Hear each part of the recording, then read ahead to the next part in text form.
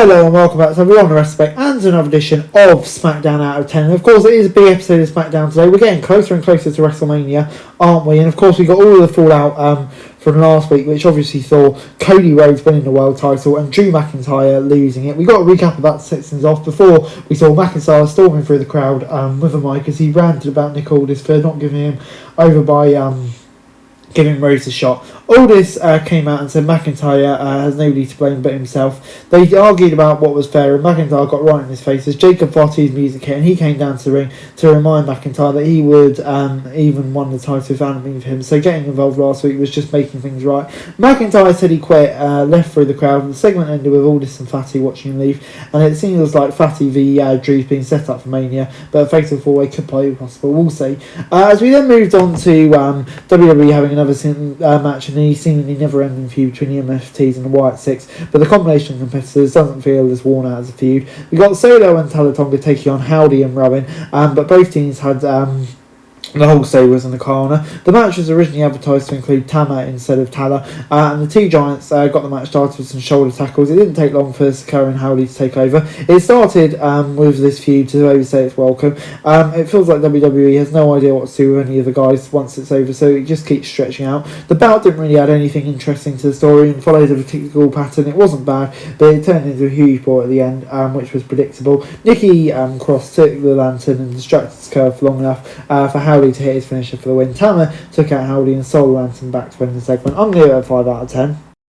We then got Jade Cargill versus Michin. Michin was the first match since October, and Jade, she went right after Cargill before the ref had a chance to call for the bell. Once the match got underway, she stayed on with Jade and tipped her out of the ring and with a Hurricane Rana from the middle turnbuckle. The champ got in a lot of offense, but Michin was firmly in control early. It took a fall-away slam on the floor to stall her momentum. While there was some rough spots, this was actually one of Cargill's better performances, and a lot of credit should go to Michin for bringing the energy. Cargill hit a powerbomb on the barricade, followed by a chokeslam and a finisher for the win. Cargill delivered a promo bar directed at Ripley, which brought number one contender to the ring. Jade left without a fight to play some more games. I'll give the whole thing a 5 out of 10.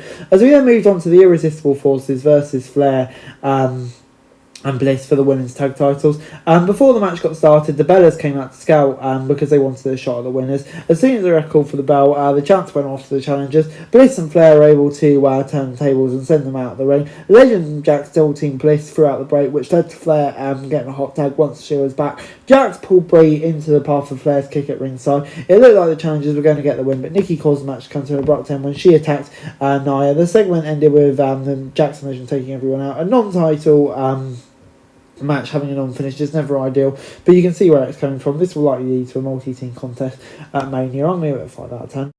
Next up, we got Damian Priest and R-Truth facing off against Los Garzas after a backstage segment that led to the match. Los Garzas tried to have an early advantage, but Priest took them out. Truth tagged in and took a lot of offense from the real-life cousins. Angel and Berto brought their A game to this, but had some great moments. It was obviously booked to make Truth and Priest look good before they challenged for the title, but it really illustrates how underutilised Garzas have been. What should have been a throwaway bout ended up as one of the highlights of the night, which was low bar, admittedly, but Priest won for his team with the South of Heaven. I'll give it a 6 out of 10. Before Danhausen had a funny segment with the Miz backstage before the A-lister went to the ring to interview Jelly Roll. The Miz proposed teaming up with Jelly Roll, but the singer points out how Miz had his history of stabbing partners in the back. The A-lister immediately got mad and started insulting him. He took the credit for Jelly Roll getting himself into shape. Kit Wilson came out and said Jelly Roll is toxic, fatphobic. He ended up punching out at the Miz when he was aiming for Wilson. This segment was formulaic and not as funny as WWE thinks. It was pretty predictable, to be fair. Before we then got Tiffany Stratton and Kiana James.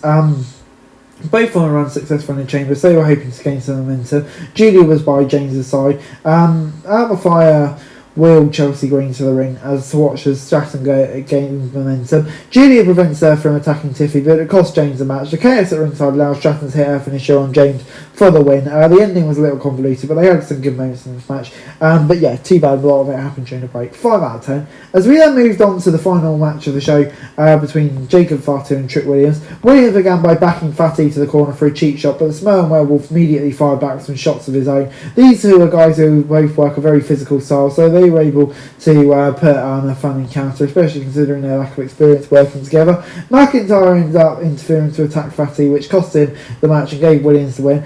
After it was over, McIntyre hit a Claymore to add insult to injury. So yeah, overall I'm going to give it a 6 out of 10.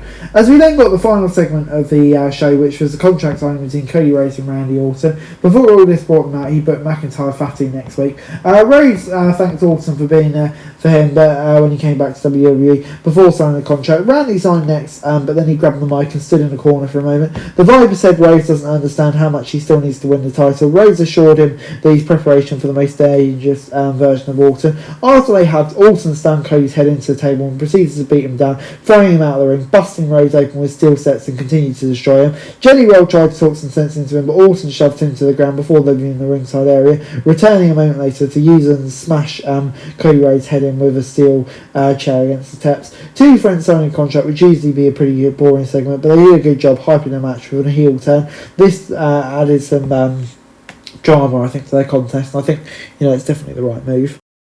Overall, SmackDown this week gets a 5 out of 10. On the whole, it's pretty forgettable. Orton's heel turn is going to add some drama, which was sorely lacking before the show to their programme. As far as the in-ring action goes, Fatu and Williams had a decent match, as did Los Garza's Truth and Priest. Everything else on the card was pretty predictable and flat, but the show, I think, will probably remember for that Orton heel turn. Hey guys, that's it for this video. Thanks very much for watching. Remember to like, share, subscribe. Follow us on our socials, link in the description below for daily wrestling news, meme and content. Subscribe to our other channels on screen right now, that'd be greatly appreciated. Thanks very much for watching. Peace out.